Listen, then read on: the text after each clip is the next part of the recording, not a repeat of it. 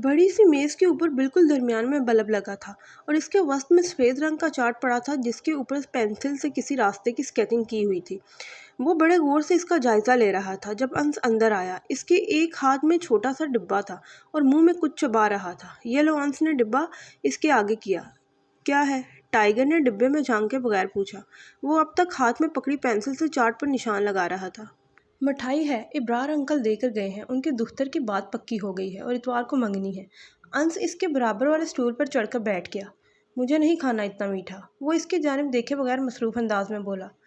खा ले, डाइन की नहीं हुई, बड़ी वाले की हुई है। अभी तो वो बहुत छोटी है, अंश ने हंसते हुए कहा। जवाबन टाइगर ने सर्द नज़रों से इसे घूरा। पेंसिल भी हाथ में ही मोड़ दी। मुझे ऐसा मजाक पसंद नहीं है, आई समझ? टाइगर के गुस्सा होने पर अंश कुछ खफीफ सा हो गया। यार, मैं तो बस मजाक कर रहा था। जाहिर है बड़ी बेटी की ही मंगनी हुई होगी, छोटी वाली तो अभी बहुत कम उम्र है। अंश ने फजूल वजाहत दी। बड़ी की हो या छोटी की, मेरी तरफ से जहन्नम में जाएं दोनों। यहाँ हमारा जिंदगियों का सवाल है और तुम्हें फजूल बहस सूझ रही है। वो इसे अच्छी हासी सुनाकर अब फिर से एक चार्ट खोल चुका था। इस पर भी वो पहले से मिलते जुलते कुछ नकूशो निगार बने थे। ज़्यादा ही हो गया है। इतनी अच्छी लड़की है मगर पत्थर से सर फाड़ रही है, अंश ने बुरा सा मुंह बनाते कहा। टाइगर ने अबरू उचकाए इसे देखा और फिर दोबारा चार्ट पर झुककर आहिस्ता से बोला, तो तुम ये बात उसे क्यों नहीं समझा देते? समझा दूंगा, अगर अक्ल हुई तो जल्दी समझ जाएगी। अंश ने एक और गुलाब जामुन मुंह में रखा। औरत ज़ात में अक्ल और हुस्न कभी एक साथ नहीं रह सकते, टाइगर ने तबसरा किया। तुम्हारी फजूल सोच है और कुछ नहीं। अंश बड़बड़ाते हुए डिब्बा लेकर बाहर निकल गया। सेकंड्स गुजरे, मिनट्स गुजरे, घंटे गुजरे, फिर दिन, यहाँ तक कि इतवार का दिन भी आन पहुंचा। रौनक तो इतनी ना थी, सिर्फ इसरार साहिब का घराना और दो रिश्तेदार फैमिलीज आई हुई थी। नीलम को सजा संवार कर नीचे हाल में ले जाया गया जहां मंगनी के फंक्शन का मुकम्मल इंतजाम कर रखा था। आलिया बेगम ने अंगूठी निकाली और नीलम को हाथ देने का इशारा किया, मगर वो चूड़ियों से सजे हाथों को गोद में छुपाने लगी। वो हैरान सी होती सबको देखने लगी। जब दादू के इशारे पर साइका आगे बढ़ी और हाथ थामने लगी, नीलम जोर जोर से नफी में सर हिला रही थी। नैन कटोरे भी छलकने को बेताब होने लगे। गहरी आंखों में आंसू के नन्हे नन्हे कतरे चमक रहे थे। साइका की तनबीहा करती नज़रों पर इसने बेदर्दी से लब काटते हुए आंसू अपने अंदर उतारे। वो छोटी थी, सब इसे छोटा ना समझ जानकर इसकी रज़ा की परवाह नहीं कर रहे थे, मगर वो तो ना जाने दिल में इस रिश्ते से फरार के लिए क्या क्या मंसूबे बना चुकी थी। अंगूठी पहना दी गई थी। हाल में तालियों की आवाज़ गूंजने लगी। नीलम के सर पर गोया हथौड़े बरस रहे थे। वो भी बसी से बैठी मुस्कुराते सरशार से आहिल को अपनी जानिब तकता देखती रही। फिर वो ज़्यादा देर मेहमानों में नहीं बैठ सकी। साइका ने भी इसे ले जाना ही बेहतर समझा था। वो साइका, गली में किसी बच्चे को बोल साथ वाले घर से टाइगर या अंश को बुला दे। तेरे अब्बा तो जाने कब आएंगे, मेरा ड्रामा निकल जाएगा। दादू तख्त पर बैठी ऊंची आवाज़ में बोली। अच्छा दादू, कहती हूँ। साइका ने जल्दी से बर्तन वहीं छोड़े और बाहर गेट तक आ गई। थोड़ी ही देर बाद टाइगर दरवाजे से अंदर आया था। साइका को गैराज में खड़ा देखा तो पूछने लगा, कोई काम था आपको? जी, वो ज़रा छत पर जाकर केबल की तार तो ठीक कर दे, पता नहीं क्या हुआ है, कोई चैनल सही नहीं आ रहा।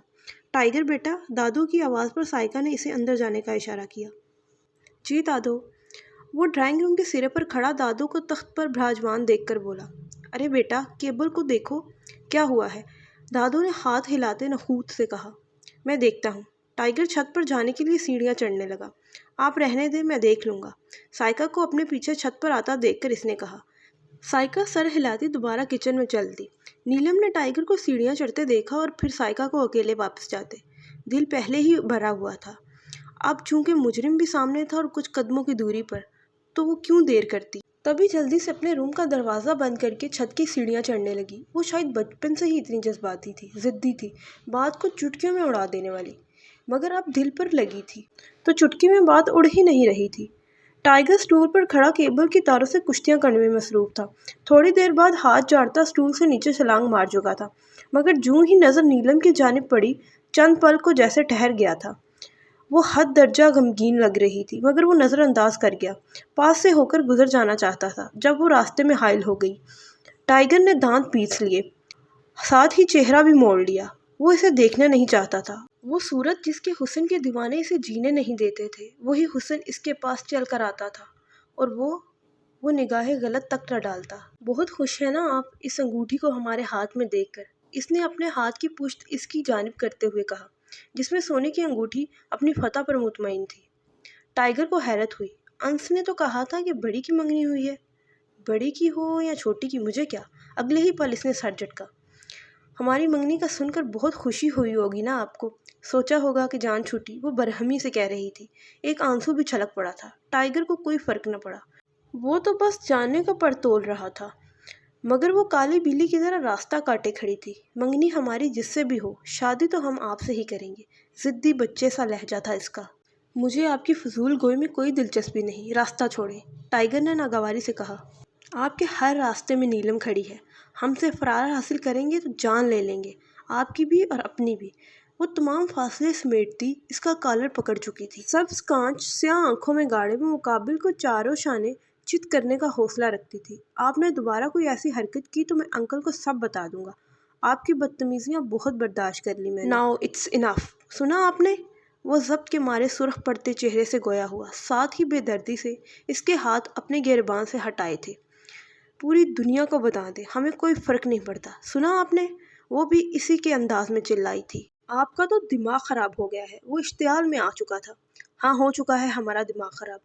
جب سے آپ ہمارے سامنے آئے ہیں، ذہن کے پردے پر چپک کر رہ گئے ہیں، ہٹنے کا نام ہی نہیں لیتے۔ جینا حرام کر رکھا ہے آپ نے ہمارا۔ سامنے آتے ہیں تو ایسا لگتا ہے جیسے آپ کے سوا کچھ اہم نہیں ہے۔ آپ نہیں تو نیلم نہیں، یہ جہان نہیں۔ ہم پاگل ہو جائیں گے، یقین کریں۔ ہمیں آپ کی جانب کھینچنے سے دنیا کی کوئی طاقت نہیں روک سکتی۔ ہم خود نہیں روک پا رہے خود کو۔ سب قصور آپ کا ہے۔ نہ آپ آتے، نہ یہ سب ہوتا۔ اتنے خوش تھے ہم۔ آپ نے آ کر، وہ روتے ہوئے بولتی، بار بار ہاتھ کی پشت سے گال رگڑتی ٹائیگر کو مزید غصہ دلا رہی تھی۔ میں نے آ کر کچھ نہیں کیا، یہ سب آپ کے دماغ کا ہناس ہے۔ بلا وجہ مجھ پر الزام مت ٹھہرائیں۔ اپنی یہ افسانوی دنیا سے باہر نکلیں تو آپ یقیناً نارمل ہو جائیں گی۔ اور آخری بات، آئندہ یہ سب خرافات ہمارے سامنے اگلیں تو انجام کی ذمہ دار آپ خود ہوں گی۔ ہٹیں اب۔ اپنی بات مکمل کر کے وہ اسے بازو سے دبوچ کر سیڑھیوں کی جانب جانے والے راستے سے ہٹا چکا تھا۔ پھر تیز تیز سیڑھیاں پھیلانگتا وہ ایک سیکنڈ سے بھی کم عرصے میں اس کی نظروں سے اوجھل ہوا۔ وہ واقعی ہی کم عمر، کم عقل اور جذباتی تھی۔ بچوں کی طرح ننگے پیر جلے فرش پر بیٹھی رو رہی تھی۔ اسے احساس نہیں تھا کہ وہ کیا کہہ گئی ہے، کیا کر گئی ہے۔ وہ نہیں سمجھتی تھی کہ جس معاشرے کا وہ حصہ ہے، وہاں عورت کو سچی محبت کے اقرار کی بھی اجازت نہیں، اور مرد کو صبح شام مختلف جگہوں پر مختلف عورتوں سے بلا خوف و خطرہ بے قراریوں کے اظہار پر کوئی روک ٹوک نہ تھی۔ اسے نہیں پتا تھا کہ وہ اپنی انا خودداری ایک انجان شخص کے سامنے کچل چکی ہے۔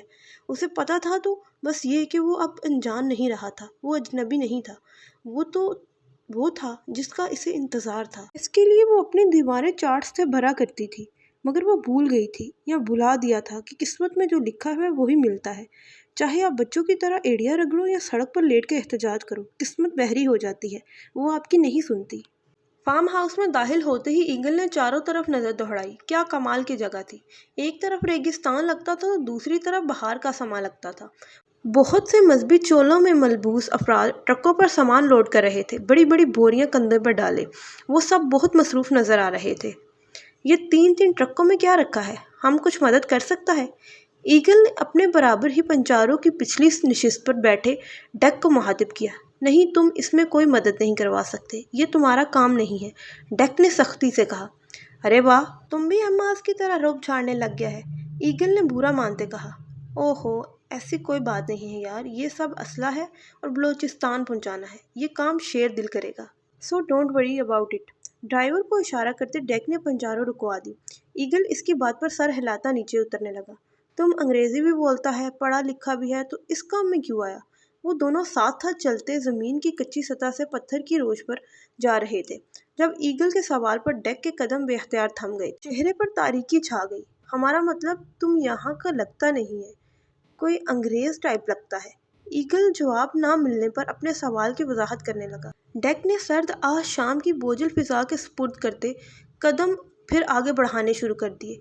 اب پلٹنے کا وقت نہیں تھا، نہ اجازت۔ کیا کرو گے تم جان کر؟ ڈیک نے جیک کی شرٹ کی سلیو فولڈ کرتے کہا۔ ایگل کی نظریں اس کے چہرے کے اتار چڑھاؤ کو دیکھ رہی تھیں۔ ہم جاننا چاہتا ہے کہ یہ ہیرو ٹائپ کا بندہ ویلن کیسے بنا؟ ایگل نے سنجیدگی کی تہ کو باریک کیا تھا۔ میرے سر پر بچپن سے ہی بال نہیں ہے، اب اس وجہ سے اگر میں ویلن نظر آتا ہوں تو اس میں میرا کیا قصور؟ ڈیک کا لہجہ بھی ہلکا پھلکا سا تھا۔ تم بتاؤ نا کہ ہم کو کہ تم کس اسکول سے سیکھا اتنا اچھا انگریزی بولنا؟ ایگل اور ڈیک کی اب بہت بن گئی تھی۔ ایماس کو ایگل پر بھروسہ نہیں تھا، تبھی ڈیک اس کی مکمل جاسوسی پر لگا رہا۔ اب وہ اپنے کام میں بھی اچھا تھا اور رویے میں بھی۔ 3-4 مہینے ہو چکے تھے مگر ایک بار بھی اس کے کام میں کوئی کوتاہی نہیں تھی۔ اب تو منہاج بھی اس کی جانب سے پرسکون ہو چکا تھا۔ میں امریکہ کا رہائشی ہوں، ڈیک اور وہ باتیں کرتے کرتے اب فارم ہاؤس کے وسط میں بنے عالی شان بنگلے کے اندر داخل ہو گئے۔ سفید رنگ کا بنگلہ۔ کیا؟ اندر جاتے ایگل کے قدم ٹھٹک گئے تھے۔ ہاں، امریکہ کا رہائشی، سعودیہ کا قحطی اور پاکستان کا اسمگلر ٹیررسٹ، ڈیک نے اطمینان سے جواب دیتے ڈرائنگ روم کی میز پر چابیاں اچھالیں اور ٹانگیں پھیلا کر صوفے پر دراز ہو گیا۔ کیا کیا کیا تم مطلب ہم کو سمجھا نہیں؟ ایگل بھی سامنے صوفے پر آ بیٹھا مگر آگے کو جھکا بے آرام سا بے چین سا بیٹھا تھا۔ یہ سالوں پہلے کی بات ہے جب امریکہ میں لاوارث بچوں کو چائلڈ ہوم میں چھوڑ دیا جاتا تھا اور والدین آزاد ہو جاتے تھے اپنی اپنی زندگیوں میں۔ تب ایک ایسے ہی دو محبت کرنے والوں کا انجام ڈیک نامی شخص کی صورت میں ہوا۔ مجھے چائلڈ ہوم میں پھینک دیا گیا۔ یہ کیلیفورنیم کا چائلڈ ہوم تھا۔ ڈیوڈ وہاں کا سربراہ تھا۔ وہ بچوں سے جنسی لذت کا کام لیتا تھا۔ میں بھی ان بچوں کی گنتی میں اس وقت آ چکا تھا جب میں نے 11 سے 12 برس کی عمر میں قدم رکھا، مگر میں اسے بہت تنگ کرتا تھا۔ وہ ہمیشہ مجھے مارتا پیٹتا گالی گلوچ کر کے چلا جاتا۔ ایک بار اس نے مجھے اور 4-5 بچوں کو الٹا ٹانگ دیا اور ہم سے عاجز آ چکا تھا۔ اس رات ڈیوڈ نے لوہے کی راڈ گرم کر کے ہمارے جسم جھلسا دیے تھے، ہم سسک بھی نہ سکے تھے، رسوں سے جکڑے الٹے ٹنگے ہم آہیں بھی نہ بھر سکے، خون گردش بھی نہ کر سکا تھا اس رات ہمارے جسموں میں۔ تب 3 دن بھوکے رکھنے کے بعد وہ ہم سے اپنی لذت پوری کرنے میں کامیاب ہو گیا، ہماری ویڈیوز بنائی۔ تب میں 14 برس کا تھا۔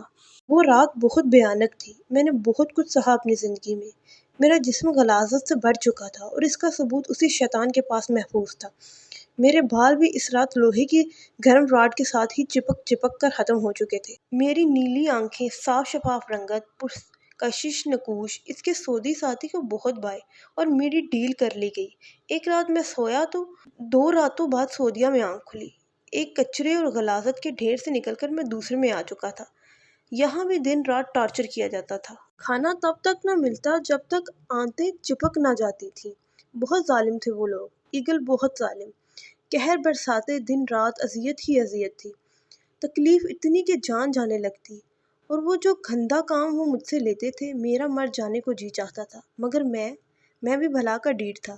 ان 4 سالوں میں بھی نہ مرا اور ان کے اگلے کھیل کے لیے چن لیا گیا۔ میرا پرکشش سراپا ان کے کاروبار کے لیے بہت مفید ثابت ہونا تھا۔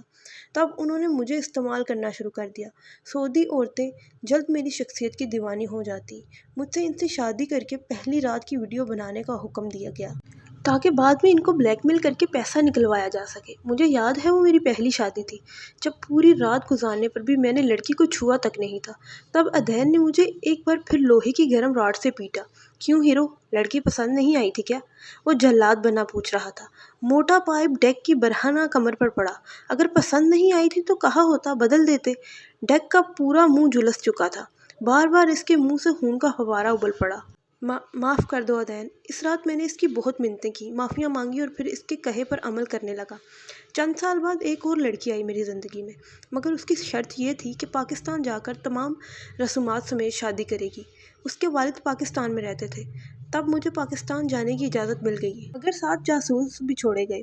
لیکن اس بار گیم میرے ساتھ کھیلی گئی۔ کراچی ایئرپورٹ پر چیکنگ کے دوران میرے بیگ سے اسلحہ نکل آیا، وہ بھی بلٹس کی بھرمار کے ساتھ اور بڑی بڑی رائفلز۔ میرے حواس کام کرنا بند کر گئے۔ مجھے دہشت گرد قرار دیا گیا اور ایک انڈر گراؤنڈ تہھانے میں ڈال دیا گیا جہاں ایک اور سعودی قیدی منہاج اسحاق قید تھا۔ تب ہم دونوں وہاں سے فرار ہونے میں کامیاب ہو گئے تھے۔ تب سے ساتھ ہیں۔ اودین اور ڈیوڈ تو سمجھے کہ میں وہیں اسی قید میں مر گیا، مگر میں زندہ ہوں۔ ڈیک کا چہرہ شدت جذبات سے سرخ ہو چکا تھا، سانس بھی معمول سے تیز چل رہی تھی۔ ایگل اس کی داستان سن کر سن ہو چکا تھا۔ تم وہاں سے فرار کیسے ہوا؟ ایگل نے بہت دیر بعد سوال کیا۔ بھارت کا سب سے بڑا ڈان تھا وہ، جس نے مجھے اور ایماس کو رہائی دلوائی۔ اس میں پاکستان کی غدار پولیس نے ہماری بڑی مدد کی۔ ڈیک نے سرد آہ بھری۔ ایسا لگتا تھا جیسے وہ پھر ماضی میں پہنچ گیا ہو۔ پاکستان کا پولیس ایسا تو نہیں ہے، بڑا سخت ہے بھائی، ایگل کو اعتراض ہوا۔ یہ جو ٹرک کھڑے ہیں نا، ان کو پہنچانے والا بھی ایک پولیس والا ہی ہے، بلکہ ASP آہل ہے۔ 2.5 سال کی محنت کی، مگر کمائی سے دھاڑ بھی گیلی نہ ہو سکی، تو سارا ایمان ایک طرف رکھ کر فوراً پیسے جیب میں ٹھونسا اور جی حضوری شروع کر دی۔ ڈیک نحوست سے بولا، سر۔ ملازم لڑکے نے ڈرائنگ روم کے دروازے پر دستک دی۔ ڈیک نے اشارے سے اسے جانے کا کہا۔ چلو، تمہارا مال تیار ہو گیا ہے، افسردہ کرنے کو معذرت یار، اور رات کو آنا، ڈنر اکٹھے کریں گے۔ ڈیک نے اٹھتے ہوئے کہا، نہیں بھائی، افسردہ کیسا؟ ہم کو تو اچھا لگا کہ تم نے ہمیں اپنا دوست سمجھا۔ ایگل کے کہنے پر ڈیک نے اس کے کندھے کے گرد بازو پھیلا دیا۔ تمہارے آنے سے کافی کام درست جا رہے ہیں، اور میں ایماز کے وحشیانہ پن سے کافی حد تک محفوظ ہو چکا ہوں۔ ڈیک کے لہجے میں تشکر جھلک رہا تھا۔ ایگل بھی مسکرا دیا۔ کسی بھی رشتے کو نبھانے کے لیے وعدوں اور قسموں کی ضرورت نہیں ہوتی، بلکہ اسے نبھانے کے لیے 2 خوبصورت لوگ چاہیے، ایک جو بھروسہ کر سکے، دوسرا جو اسے سمجھ سکے۔